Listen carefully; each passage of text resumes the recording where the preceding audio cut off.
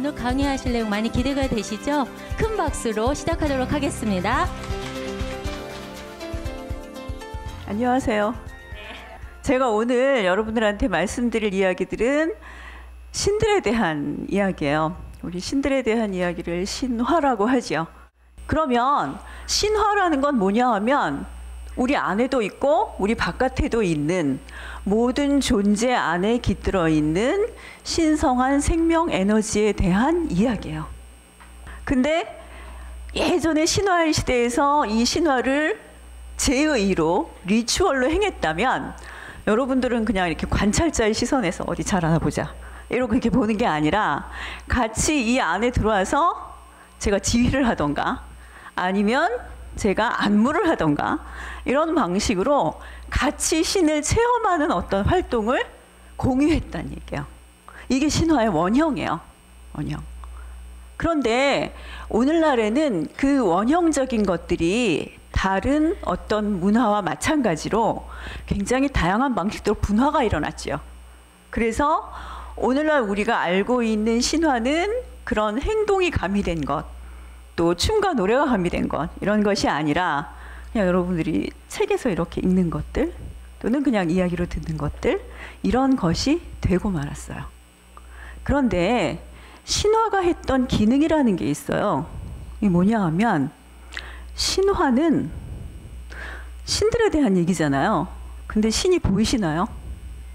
안 보여요. 어디 있긴 있대는데 잘 안 보이죠. 그렇죠?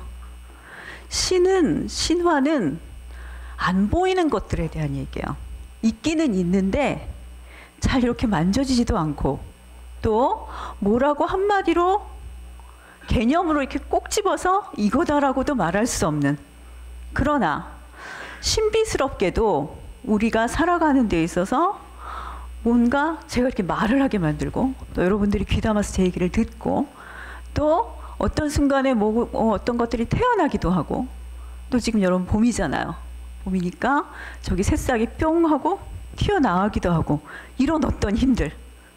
근데 딱 잘라가지고 그 힘이 뭐냐라고 물으신다면 정확하게 과학적으로 설명할 수 없는 어떤 것들이에요. 그래서 이런 걸 일컬어서 뭐라 하냐면 신비스럽다 그러죠. 신비스러운 힘에 대한 이야기. 자, 이분 한번 얘기를 할까요? 이분은 누구냐 하면 저기 지중해 지방에서 널리 숭배되던 디오니소스라고 불리우는 신이에요. 디오니소스. 디오니소스가 포도주의 신인데 막걸리의 신도 아니고 소주의 신도 아니에요. 포도주의 신이에요. 근데 포도주는 색깔이 빨갛잖아요. 그죠? 그래서 얼핏 보면 뭐가 연상이 될까요? 피가 연상이 돼요. 디오니소스는 어떤 신이야 또 하면 죽었다 살아난 신이에요. 죽었다 살아났어요. 부활한 신이에요.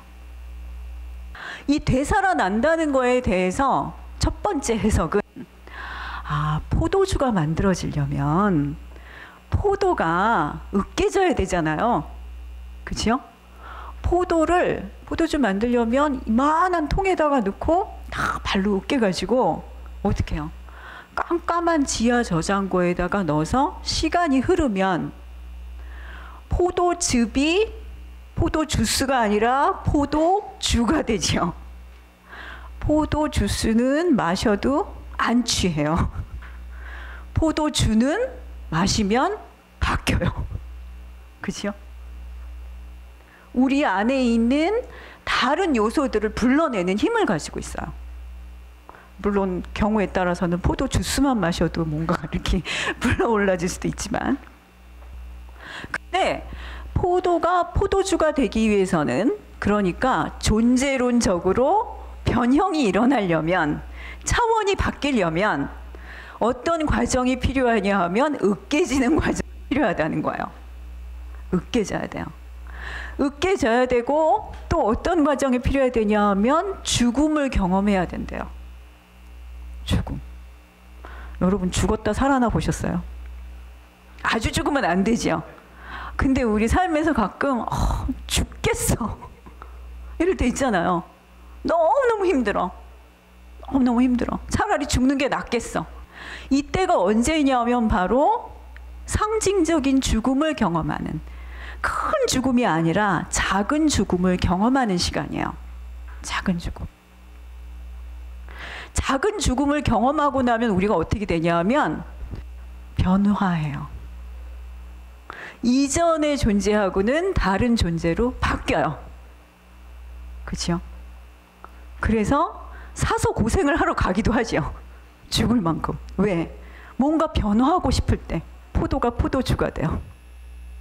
포도가 포도주가 되면, 우리가 포도가 포도주가 된다는 게 뭐냐 하면, 우리가 포도의 상태에서는 그냥 주변의 사람들한테 그냥 뭐 맛있는 걸 내주고 뭔가 그냥 유익한 존재 정도지만, 포도주가 되면 도취시킬 수 있어요.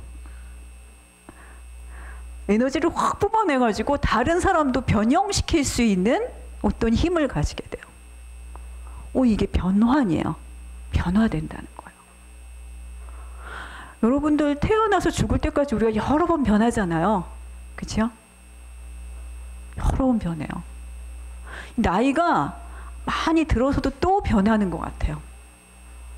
제가 얼마 전에 TV 보다가 어떤 나이 든 여배우가 나와가지고, 저는 올해 60인데 60 처음 해봐요. 그래서 그 여배우가 존경스러웠어요. 맞다. 우린 다 30이 됐던 40이 됐든 50이 됐든 60이 됐든 더 나아 70, 80이 됐건 처음 그 나이가 돼보는 거예요. 우린 몰라요. 앞으로 어떻게 될지. 짐작은 하지요. 남들 모습을 봐서. 저 나이가 되면 저렇게 되겠지. 산다는 거는 잠깐 동안 알겠는 순간은 있는데 계속 알겠는 게 아니라 조금 지나면 또 모르는 게 삶이구나. 내가 안정기에 이렇게 있을 때는 이 안정이 계속 될 것 같지만 좀 시간이 흐르면 그 안정을 깨는 일들이 또 발생을 하더라고요. 그래서 삶은 자꾸 우리를 배반해요. 배반해요. 안정감을 주는 게 아니라 자꾸 후려치죠. 그렇죠. 그래서 작은 죽음이라는 것은 한 번에 끝나는 게 아니라 삶의 과정에 여러 번 만나게 되는 것 같아요.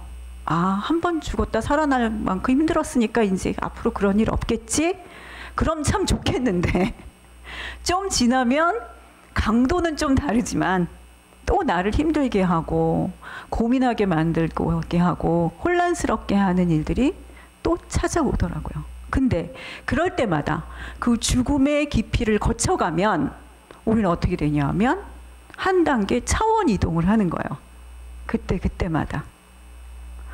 그 깊이를 건너가는 그 시간을 이 동네에서 디오니소스의 시간이라고 불렀어요. 언제? 어두운 시간. 동지에서 초봄까지 이르는 시간. 그러면 계절로는 동지에서 초봄이고 우리 삶에서는 그런 시간들이 곧잘 오잖아요. 한 번 끝나는 게 아니라 어둡고 혼란스러운 시간. 그럼 이분은 어둡고 혼란스러운 시간을 동반해주는 신이에요. 어둡고 혼란스러운 시간도 의미가 있고 또 그것이 끝이 아니라 또 다른 부활을 예비하고 있다는 것, 새로운 생명을 키우려고 준비하고 있다는 것, 이런 것들을 어렴풋하게 알쏭달쏭하게 알려주는 그런 신이지요. 자, 제 얘기는 여기까지입니다. 감사합니다.